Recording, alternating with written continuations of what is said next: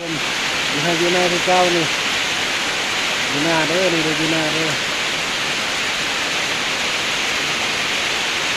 ตกที่ท่านผู้ชมเดินมันกันเขาก็ยังบ่อันเนาะยังบ่ทันขึ้นชมยังเรื่องอยู่ยังก็เชื่อนิดนึงฝนตกตั้งแต่คืนนี้ท่านผู้ชมหมดคืนเลยแล้วก็มื้อนี้หมดมื้อนะยังมืดอยู่น้ำเต็มให้หน้าเนาะท่านผู้ชมโธ่ออกไปใส่บ่ได้เลยท่านผู้ชมมีแต่ออกไปหากินกันไปขุดเองเนาะไปขุดเองเพราะว่าฝนตกแบบนี้มันก็ออกแล้วเองเพราะว่าดินอ่อนเลยอากาศก็เย็นเย็นท่านผู้ชมเบิ่งออกไปใส่บ่ได้แล้วมีแต่นอนในเพียงหน้านี่แหละเรือไปใส่ให้อยู่หน้าที่เก่า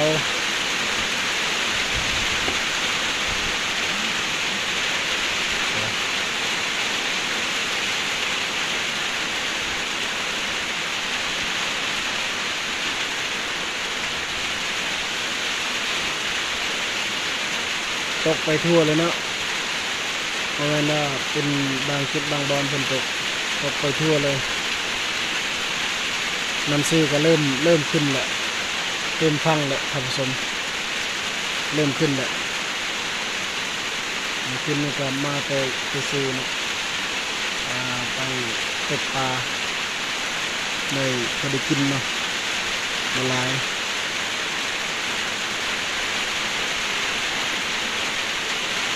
อากาศเย็นๆแบบนี้เหมาะกับการนอนนาเนาะท่านผู้ชมไปใส่บ่ได้มีแต่นอนในอู่นี่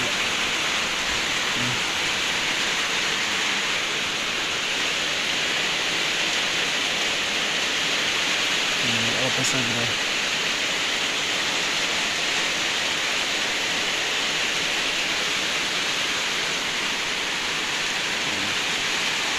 ข้างหน้าก็ยังมันมีเนี่ยอันนั้นเนาะแอนเอ็มเนาะมันจะใส่ขบัดเอา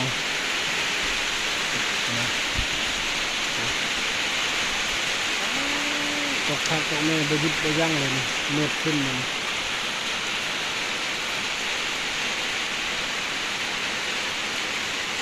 ให้ท่านผู้ชมได้เบิ่งไกลๆเนาะเขาก็ยังไม่ขึ้นเนาะเขาก็ถ้าก็แล้วประมาณคลิปหนึ่งนี่แหละ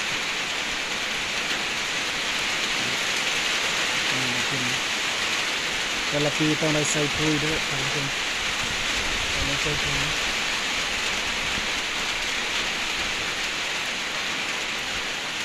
ปีนี้ก็ได้ใส่ปุ๋ย5 ซองมี16.82 ให้นี่3 ให้ยังบ่ขึ้นเลยยังเร็วอยู่ท่านผู้ชม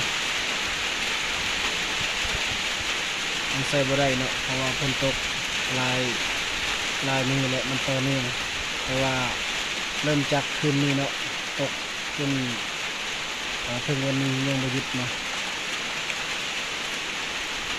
เมื่อก่อนจะตกไปแบบบ่แห้งตกแบบต่อเลยมันบ่หยุดเนาะเลยเฮ็ดให้ใส่ปุ๋ยบ่ได้เนาะใส่ก็น้ำมันหลายมันก็บ่ขึ้นคือเก่าเลยรอให้มันแดดก่อนถ้าให้มันแดดก่อนเนาะ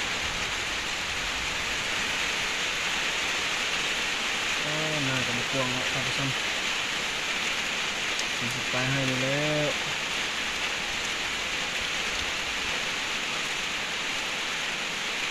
นี่แหละคนคือเฮ็ดหน้าเนาะบ่แม่นมีอาชีพอื่นหรอกแต่ว่าจะเฮ็ดหน้าแต่ละปีเฮ็ดหน้าแต่ละปีตลอดก็บ่คุ้มกินเนาะท่านผู้ชมก็เลยบ่มีเวียกเฮ็ดงานทำก็มีแต่เฮ็ดหน้าเท่านั้นเฮ็ดหน้ากินข้าวเด้อท่านผู้ชมเนาะ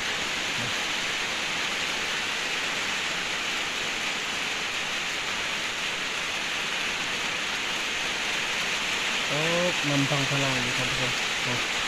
เป็นห้องน้ำไหลไปตามทางมันเลย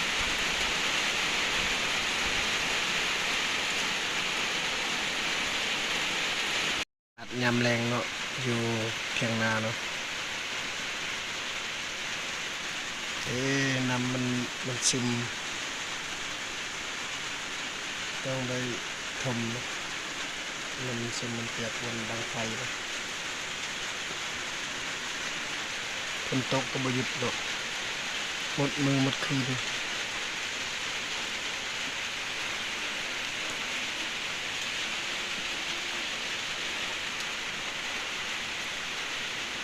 แรงเนาะเขาสอง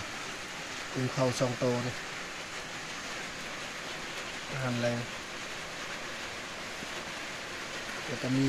เห็ดปลวกเนาะเห็ดปลวกแกงใส่น้ำกันเลยมีเนื้อผักกิ้ว